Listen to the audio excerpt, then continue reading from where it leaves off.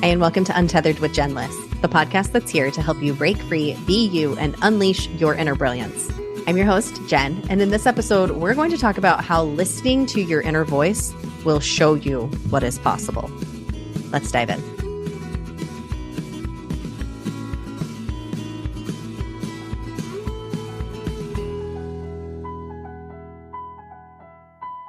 Hey there, unicorn. It's Jen. Welcome back to the podcast. This is an episode for all those with wanderlust, the travelers in the room, the people who have ever dreamed of living somewhere other than the place where you were born, and for the person who could listen to their inner voice a little bit more deeply, or maybe the person who has been listening to your inner voice, and maybe you just need somebody to support you in remembering that it is worth it to trust it, even if the path does not feel easy. On today's podcast, we have Maya Lombarts. She lives in Cusco, Peru, but she was born and raised in Belgium. And she struggled with a chronic disease that basically her doctors had told her, you're just going to have to walk with a cane for the rest of your life. You're just going to have to manage your energy. You're just going to have to live this way. And Maya didn't believe that that was true. She had a different voice in her head that said something different. She has completely structured a new life around herself and what is possible for her. So she is what she calls a left brain sidekick for creative entrepreneurs. She helps people to maintain their creative flow in their business while managing their operational aspects of their business. So she has a strong creative side and also a lot of that get it done mentality that is so supportive to entrepreneurs. And we talk about all of that in this conversation. So without further ado, welcoming to the podcast, Maya Lombarts. Hi, Maya. Hey, Jen. So happy to be here. Genuinely thrilled to have you on the podcast because this podcast and what I'm fascinated with and what so many of my listeners are fascinated with is this idea of living a life that is fully true to us. And when I saw that you're from Belgium, but you're living in Peru, first of all, I've been to Peru and holy baloney, so freaking magical. It is. The energies are strong here. Yeah. It's hard not to follow your intuition here. I could totally, after having been there, I can totally see it because my husband and I are always talking about we need to find a way to go back to Peru. All that aside, but not aside, I think that we look at somebody like you and say, how did she do that? How is she living that life that she is living? So really excited to have you here to talk about that today. Yeah, and I guess you found a reason to come back to Peru. You know, I'm right in Cusco, right where the Machu Picchu is. You probably saw the Machu Picchu when you came here, right? Yes, we spent a couple of days in Cusco as well. Nice. Yeah. So that's where I'm living, really close to the city center. And if you spend a couple of days here, you must have felt just the energy and just walking around the city center calms you down. You know, I can be working really hard the whole day on my computer, but then I go outside and I'm in the mountains and I feel the sun and it relaxes me. Just seeing rogue alpacas out there walking around. Living their life. It's amazing. What a magical life. Here in Oregon, I go to the alpaca farm to go and see the alpacas. They're not just out there roaming around like they are there. Yeah. Also in Europe, it's become a thing, you know, people going to the alpaca farms. Yeah, they're so sweet. They're just the cutest. They don't really care about us, but we care about them. It's like, I just want to like squeeze their little faces. They're so cute. Well, how is it that you ended up where you are? Because your story, from what I know about your story and what you can hopefully share here with the audience, is that nobody would have expected you to be venturing out that far from home and really crafting the life that you are and being an entrepreneur, which is always a challenging journey. Like, what got you to where you are today? Yeah, like you said, no one really expected it because I did struggle with chronic disease ever since I was 15. So they told me I had chronic fatigue syndrome and fibromyalgia. So mainly I was super exhausted all the time. I would sleep for 12 hours and then still feel like I had gone partying the whole night, you know? So my energy levels did not increase after resting. It was just always depleted. I had random muscle aches. I was walking with a cane. I was going to school part-time. So from my 15 to my 19, I don't feel like I had a normal teenage life. Did it It start in wasn't your teen about, years or did it start yeah, earlier than that in your teen yeah, it years? did. When I was 15, it started. 16, 17, they said, oh, it's a chronic disease. There's nothing you can do about it. You just have to learn how to live with it. And you just have a smaller energy bucket than other people. And that's that. And I said, there's got to be more than that. I don't know. It was just some voice inside of me saying, no, just feeling really stubborn, like, no, this can be it. There must be a solution. There must be, I don't know if healthcare isn't advanced enough yet or what's happening, but I feel that something's happening in my body and there must be an answer, right? So I think then I already started not conforming to what doctors or specialists were telling me. Because in the beginning, you think, oh, this is a doctor. This is a person who knows. They're going to tell me exactly what's going on in my body. There's going to be a simple magic pill that will make this all go away. And that will be the truth. But at that moment, so many people were asking me, what's happening? What's wrong in your body? Why are you walking with a cane? Why can't you go upstairs? And so I got so tired from explaining all these things to people that I started writing a blog. Back then that was in Dutch and I would just write it all out. And that was my way of processing and people started reading it, understanding better. If anyone was like, "So what's happening?" I'm like, "Just read the first blog post that explains it all." Like I don't feel like going into that again, right? And then the SEO did its thing. All of a sudden, people found my blog by Googling fibromyalgia in Dutch then, so pretty niche. And I had all these reactions from people saying, oh, I have the same diagnosis, but I'm getting hormones that I need to take, or I'm on a magnesium IV every now and then, or I'm taking antibiotics a year long because they believe it's a bacteria that needs to be killed. So I saw all these and antidepressants, and I said, they have the same, let's say, disease, but they get all these different treatments. And I really felt like people were just experimenting on them. Like doctors were just, oh, let's try this. Or, oh, I think it's that. They all had their own truth. But like, oh, we have the big truth now of where fibromyalgia comes from, right? And so that's when I already started doubting and questioning the system and said, you know what? I know my body. I know that more is going on. I'm gonna reject. I don't want to use any medications, and I'm just gonna find a natural way. So I started reading about mindfulness, meditation, healthy lifestyle, all of it. I was 15, 16 with my nose in those books, self development, health, all this. That was my hobby, but it was also a thing of survival, right? Just finding all the things that would make me feel better. So I had a really strict schedule.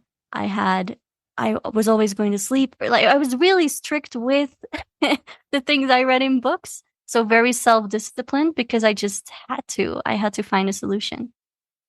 And so things did get a little bit better. I was able to go full time to university, but still not actually full time. I divided my 3 years over 4 years. So I made it a bit lighter on myself.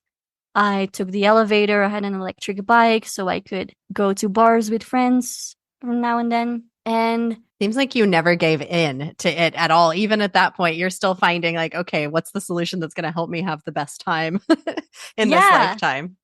Very solution focused. And I think my mom has been a great support always. And even when I was like, no, I'm tired, I need to rest, she'd be like, you're young, go out, even if it's just for an hour, just go have fun. I'm like, no, people are gonna question, they're gonna give me those weird faces tomorrow if they see that I just go to school part-time and then they see me in a bar the night before, right? So there's also a lot of judgment from people. And I was like, no, I better not go. And she was like, go, like live.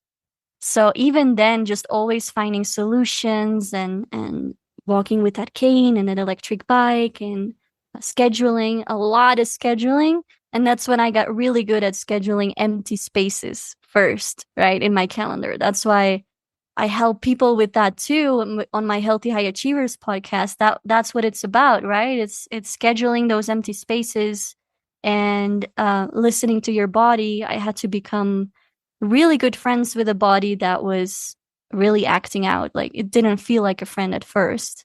It felt like an enemy. Because my mind wanted to do all these things. And I also wanted to start dating boys, or I also wanted to experiment with makeup, right? But I couldn't. My mind was filled with how can I walk without feeling pain? Yeah.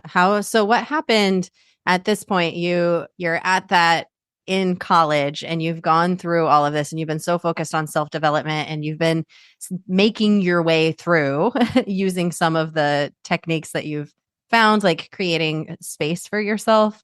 What really instigated even more change? Did you actually have change in your physical health, or is this something that you're still moving through even today at this point? The big change happened when I moved to Cusco. So I had always wanted to go to South America. When I was 14, I told my mom, Mom, I'm going to move to South America when I'm older. I was studying Spanish. That was my hobby ever since I was 14. My favorite movie was Dirty Dancing 2 when they're dancing salsa in Cuba, you know?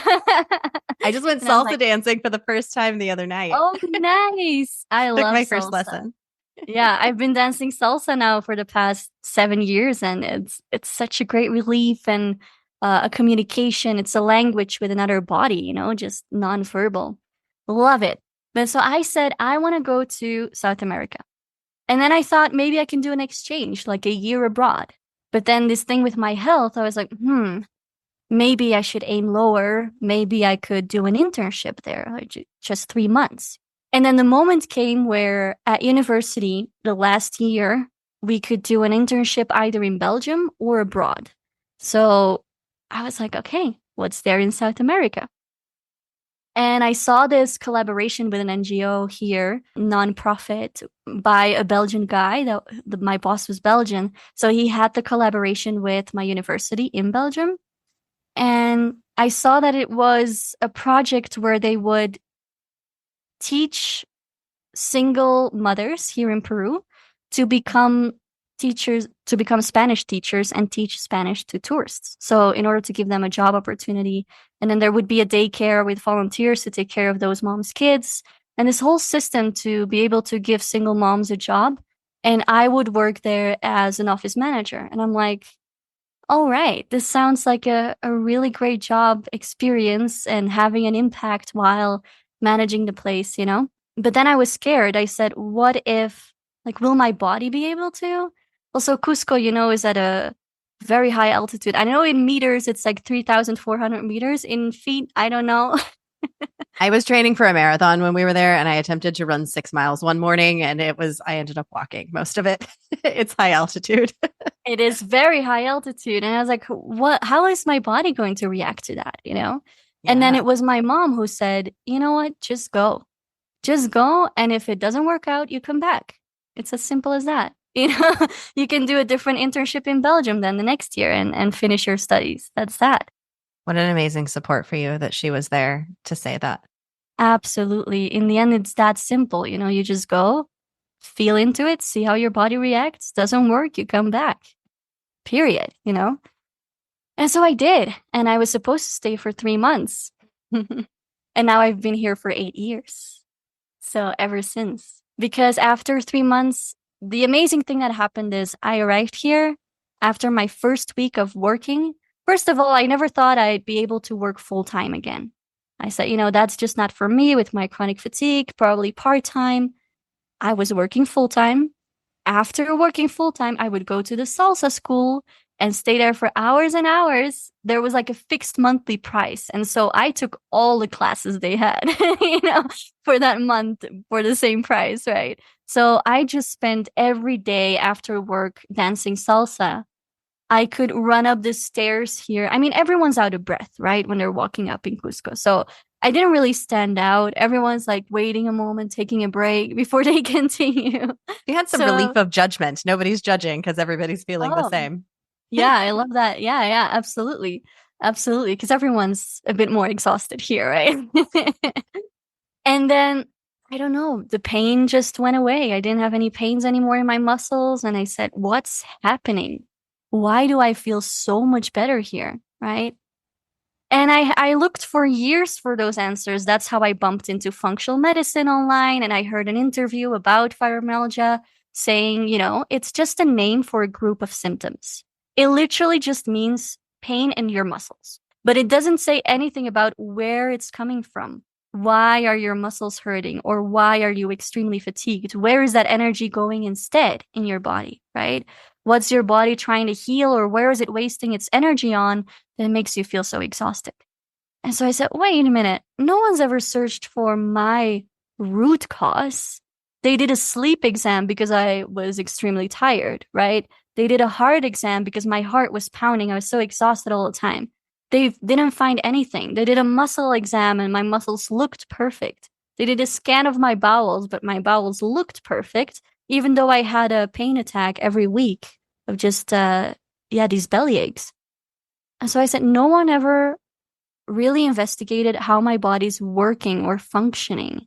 How is my digestion? How is my liver doing? My hormone balance? Like the body's systems? No one's ever tested that. So maybe there's something there. So after 3 years in Peru, I thought, okay, probably I'm feeling better because of the dry climate. Because in dry climate, you have less bacteria and stuff traveling through the air. So the air is more thin, let's say, and pure. So I said, probably the altitude is doing something good here. I'm mainly eating foods from the market. I'm not even going to the supermarket here. So there must be something in the food. My life is super spontaneous here because people don't have a schedule. Apart from their work schedule, they don't have a free time schedule because they're like, why would you schedule your free time? So social We're life is obsessed with completely scheduling our free time here in the US. right. And your hobbies and I can go to a restaurant in 3 weeks on a Friday, right? Whereas in Peru, that sounds absurd. People just, work. And then after work, they're like, do I feel like seeing people or do I feel like hanging on the couch? I think I want to stay in today. And then even if they made plans, they will flake. They will just not show up, maybe, or tell people, hey, let's do it another day. And that was I think it gave me that permission to fully, extremely listen to my body and be in my body and live in the present moment without chasing that schedule and thinking, oh no, I promised this friend like 3 weeks ago that we would meet today, so I can't cancel this, Everyone's canceling all the time. Sometimes you're double booked and then none of those two plans actually happen. They both get canceled. And then a third thing pops up that's completely spontaneous, and that's the thing you're doing that night. Yeah. So is that not normal in Europe either, and where you grew up? No, Belgians are very, very scheduled. Everything is planned out. Like, if you want to have a social life, it's literally asking people today, hey, do you want to go to a restaurant in like 3 to 4 weeks? And then people put in their calendar, and that's and then they feel bad for canceling, right? Because they feel that pressure of, oh, we've been trying to see each other and we've been trying to schedule something for so long. I shouldn't cancel now.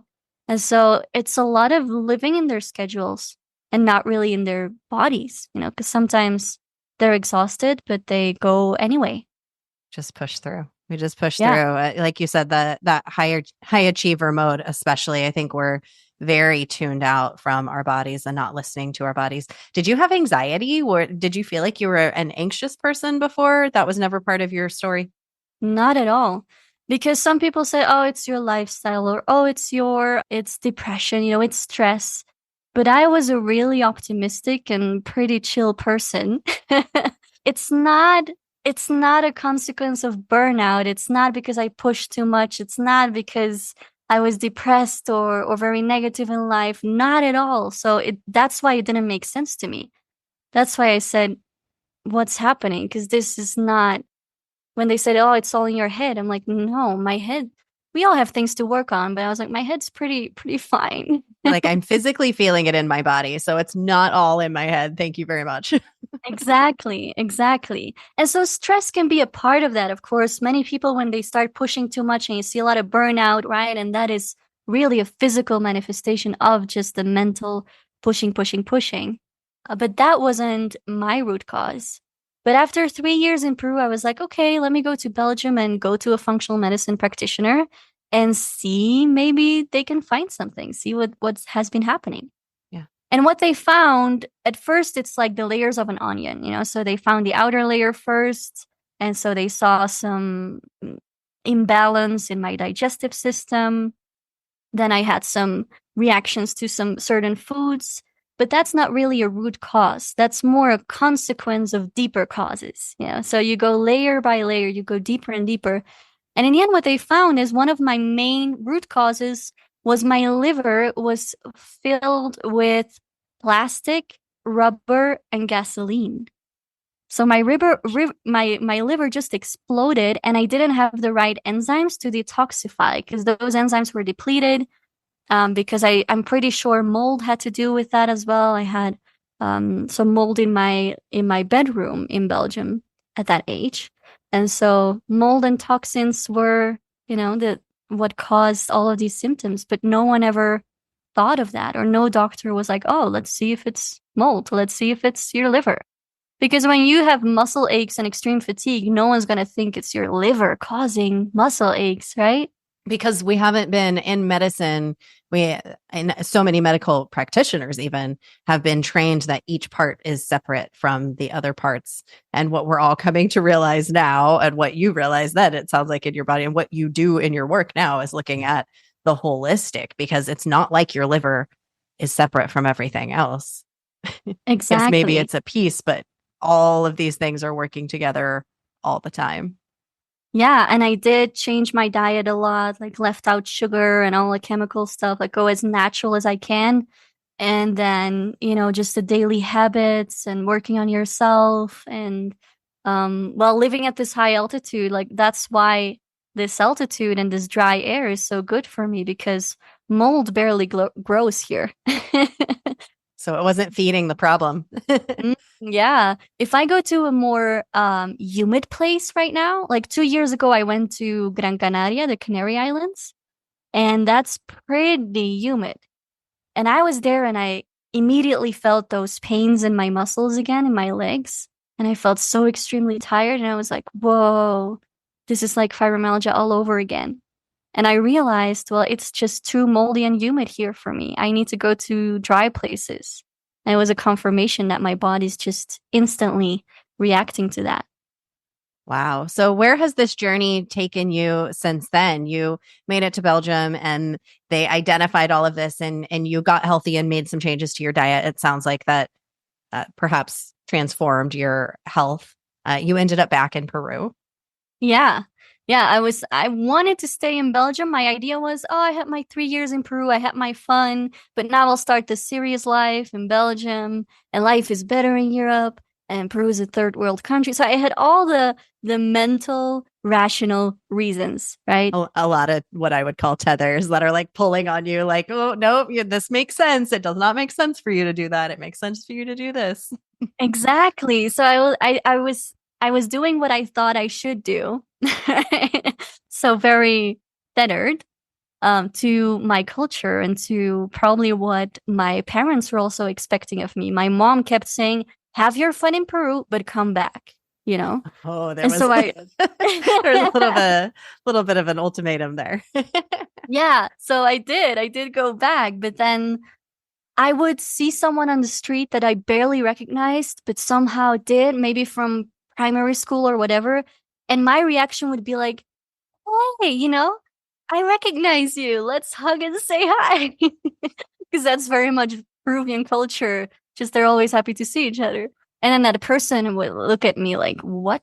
I barely know this girl. Why is she saying hi to me? Just leave me alone. So my Peruvian enthusiasm that did not find its place in Belgium at all. So I was a bit disappointed by social life. I worked at a very Belgian company, not a lot of diversity, and I was so used to being around people from all around the world here in Cusco because it's very touristic, but also a lot of foreigners living here. I love I have my Peruvian friends, and then I also love surrounding myself with just people from all around the world, right? So it got a little bit better when I moved to Brussels because Brussels is also very international. So I did have friends from all over, but still, the climate though, it's like 6 months a year of gray, really gray. And I was like, oh, I need the mountains. I need the sun the whole year through. I need the dry air because I also felt like I had less energy there. I need the lifestyle and the spontaneity and the people being so curious about meeting new people. They're like, oh, they're genuinely interested in, wow, here's a new person. I'm curious, what they do, how they think, how they are, new friends, and they get really happy about that. But in Belgium, everyone has their own little circle of friends that they've had since forever, and that's where they stay, and it's really hard to enter a new circle. So I was like, you know what? Maybe I can move back to Cusco, but maybe I can build my online business so I can have enough of an income so I can still see my family every year. Because with a Peruvian salary, it's impossible to travel back to Europe every year. So I had a local salary here, used my savings to see my family twice in those 3 years, and that was that, savings gone. Right. So once I found the answers in Belgium, I did start studying at the Functional Medicine Coaching Academy because I was so passionate about what I had just discovered. And look at this, more people need to know this. I can help people who also have fibromyalgia. And so I went in it a whole year, just studied everything that I had been studying naturally already for the past 10 years. But now officially, with a certification, I was like, look at all these positive psychology things and stuff. It's the things I've been reading for 10 years. Yeah, And you're now this able to is turn becoming around my and job. help people with it. I am one of my mentors yesterday shared something on Instagram that said something to the effect of, if you're wondering what your purpose is in life, heal yourself and then turn around and use what you've done to heal yourself to teach others how to do it for themselves too. Yeah. And you are the epitome of that. That this entire story is that, like, I knew that there was something. You listened to your intuition. You knew that there was something different than what you had been told. So you were listening to yourself. You went down that journey, and now you're able to finance your dreams, this life that you want to live by doing this job that is helping people with the same thing. It's so beautiful. Yeah. And I was coaching for a while, and then I started incorporating my management background. Just some online entrepreneurs who needed help with their online business. I'm like, yeah, when you're building your online business, it's like you help people with podcasts as well because you have the experience and it's fun to help others with that. So I started doing the same with business as well. I'm like, I built my website and I did all the business coaching courses and learned everything there was to learn to I know build so my much online now. presence. Right. And I'm like, okay, let me help others. And I'm pretty tech savvy. So I would just help them with all the things that were too techy for them. And then I was like, what am I doing? I'm coaching, health coaching, but then I'm also sort of a virtual assistant, but also not. Like, what am I? What title do I put on all the lovely things I'm doing for people? And then I came to the conclusion that, you know what? I'm going to call myself the creative entrepreneur's sidekick because my coaching clients started asking for websites. And then my VA clients, they started asking for coaching because they needed more balance in their life. I have Holistic. Imagine this. extremely holistic, right? So it was like, whoa, 360. What do I call myself now? So, and I was like, you know what? I'm just helping them, if I'm helping them balance their life and structure their business, and I'm their sidekick. So now it does mostly lean into the business side of things. But then I have business clients who one of my clients has ADHD and early Parkinson's. And so she's really struggling with her body's new limits and how to adapt her online business to that diagnosis and the pain she sometimes feels in her hands. And I'm like, well, this is my jam. This is just me reminding her to be gentle to herself, telling her like we can shape this online business any way you want that fills your soul but also respects what your body needs right now, right? So we deleted all of the extremely structured things that her previous assistants had created, like Just a simple example, like in her Google Drive, there were like folders within folders within folders, like sub folders, right? And in the end, she couldn't find anything. It was too much Sounds like clicking and mine. searching. Yeah. And creative minds cannot do those extremely linear things, right? So I'm like, let's delete all those folders, and let's just make it more visual or with more colors or more present or, just let's adapt it to you. So yeah, using my coaching experience and my own health experience and my management background to just really tailor it to the person, their bodies, the way their minds work, and just what works for them. I think what's so cool about your story that I would just love to underline for everybody who's listening is that all of these skills, all of your experiences, everything that you've been through, you're now seeing a client comes to you and you have so many tools in your toolbox. And often we have way more tools than we recognize that we have. We're like, okay, I need to get this certification and then I can do this, which might be true, but maybe it's not. What other skills do you already have that you could be applying? Or how can it supplement? We often don't, we treat all things in life because that's the systems and the structures that we've been raised in to look at the liver as just the liver and this skill as just this skill. And you're a beautiful example of somebody who's seeing that full picture scope of what you can bring to a client when they come to you. Like you're their perfect sidekick because you've got all of this. And I have to believe, I don't know how spiritual you are, but your clients, the right clients are coming to you. That client came to you because you have exactly what can support them and help them through whatever it is that they're needing. Yeah, and I'd say it's those experiences that then feel drawn to you or people that feel drawn to you. And then maybe in the beginning you don't realize that, oh, this is for me because, you haven't analyzed that thing, but that comes after. Because in the beginning I did have creative minds who were clients, and I had also nonprofit and more like more serious. I wanted to say serious businesses. Every business is serious, but like more the linear things where Yes, I'm linear like, business. I don't. And I found it so boring. I was like, okay, there comes a moment when you declutter, when you're like, okay, what feels super aligned? What feels really good to me? What do these things have in common? And how can I fine tune it even more? So there was a moment where I stopped working with certain clients because I said, let me really focus on just the creative people because I feel like that's my jam. But it's a trial and error. It's experiences and then seeing what's for you, what's not, always coming back to that of decluttering. And I think, yeah, that self analysis or self observation was just okay, what feels good and what's working here, and how can I do more of that?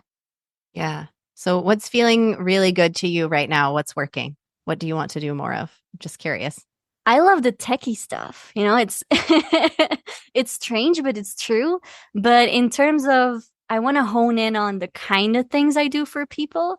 And I'm just when I'm learning a new software or setting it up for people or their website tweaks or their CRM, I get into this space where I forget about time, right? So even someone's QuickBooks, someone's accountancy.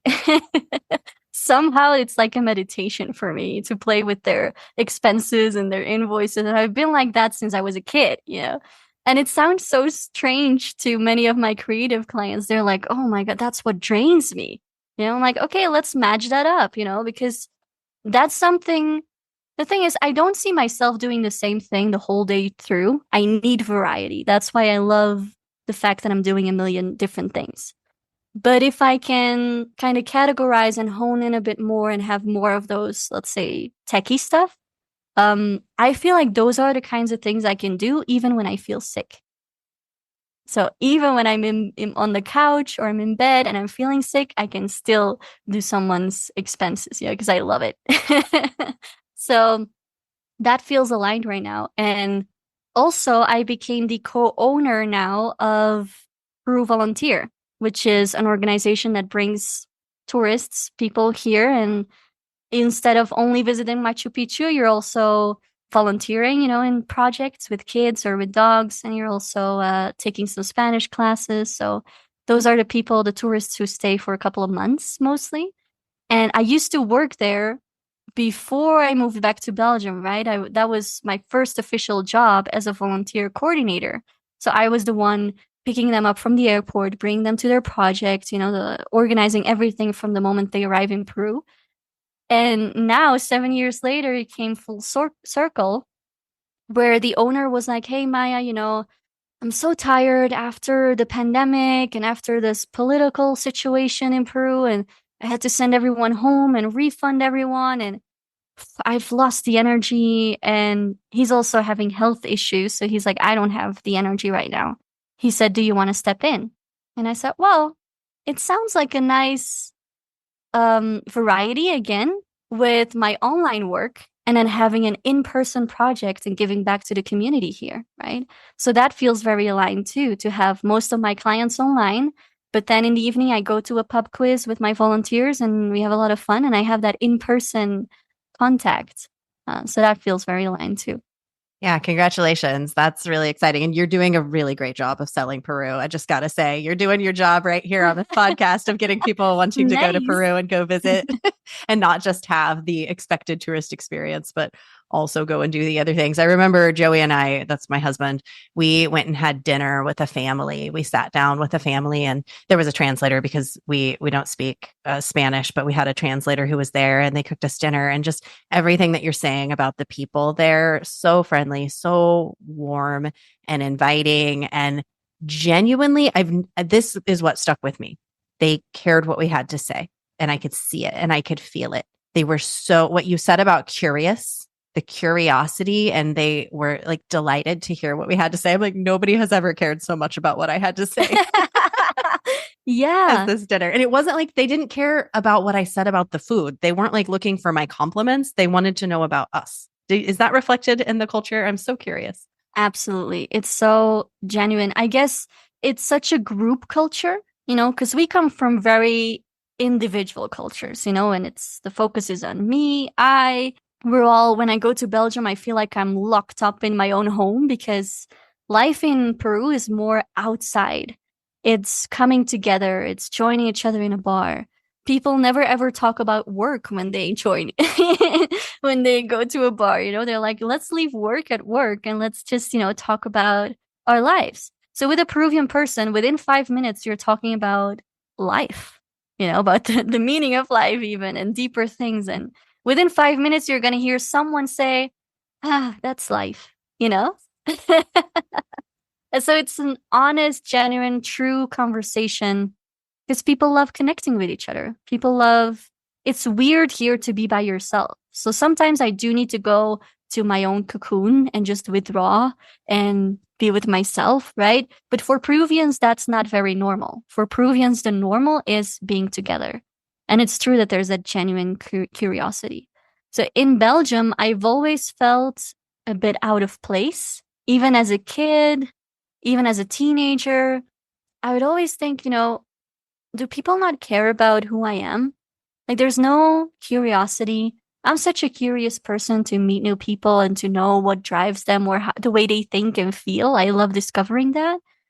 But then when I didn't see that reflecting in other people towards me, I was like, am I not interesting, like, as a person, or people do not see me? I felt like people didn't see me in Belgium, even as a kid.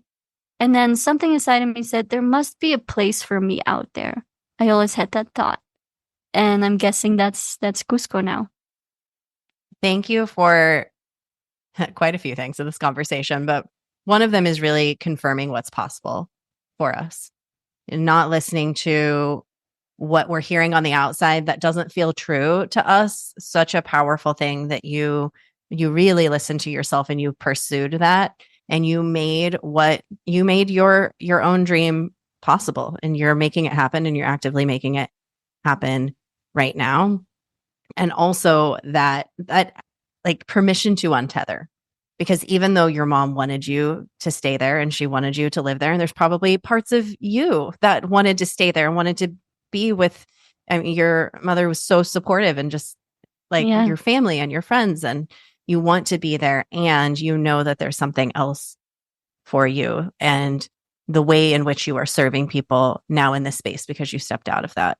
It's really powerful. Is there anything else about your story that we haven't covered that you're like, I feel like people need to know this? Yeah, there's something that I do felt like highlighting is that one, don't think that it's easy. Like it's not an easy thing. I do miss my family like crazy, but it's just that when there's that voice inside, sometimes the mind does protest and like, hey, do we really want to change this whole thing? Or we were just comfortable, right? Do we really?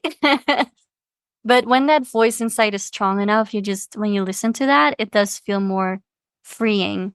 And when everyone was saying, "Oh, so you're moving back to Peru? Are you going to stay there forever? You know, is this definite? Like that's where you're going to live?"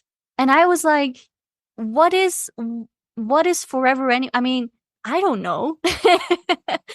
I don't know. I'm turning 30 in a couple months. I'm like, I don't know what I'm going to feel, what I want to do when I'm 35, when I'm 40, 45, 50. Like every phase in your life, you just need something different. And I just gave myself permission as well to change my mind, to realize, okay, I thought I wanted to move back to Belgium, but it was just for a reason. I had to learn something. I had to go there for functional medicine and for my health and to come back to Cusco stronger. Now I'm in Cusco. I don't know if the intention or the purpose or the meaning is that I stay here forever. Maybe I change my mind in 5 years. And it's just like my mom said back then, right? Just go and you can come back whenever. So even now, I'm still like, if I miss Belgium too much, I can go there for 6 months, for a year, whatever, and feel into it. Maybe I need more time there. Maybe I miss Cusco and I come back. I can change flights even if I have a plan of I'll go for a year. I can change flights and come back after 6 months, you know? So just that permission of going with those phases in your life, making those big changes that in the end, are they that big though? It's just a different country, you know? I have a comfortable couch here too, and I'm just hanging on it, like watching series sometimes. I mean, I'm doing the same thing, the same things I might be doing in Belgium, right? So is it that different though?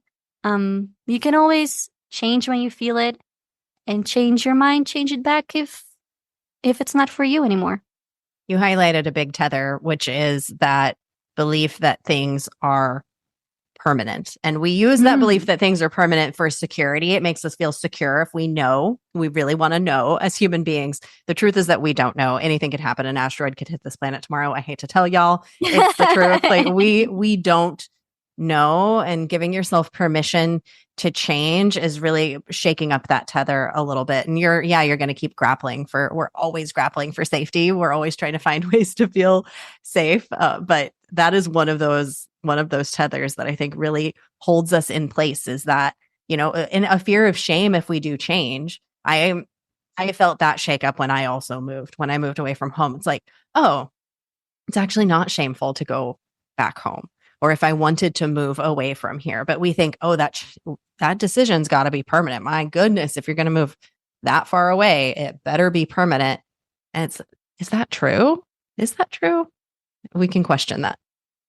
Yeah, we can. And it's not about making very sudden decisions and being very wishy-washy, but you can sit with it, feel into it, and then just do what really inside feels right. And then it's okay to change your mind. Yeah. Any friendship, any relationship, any country where you're living, any job, it's not like we have to change every month, but just knowing that they're all here for a certain period of time.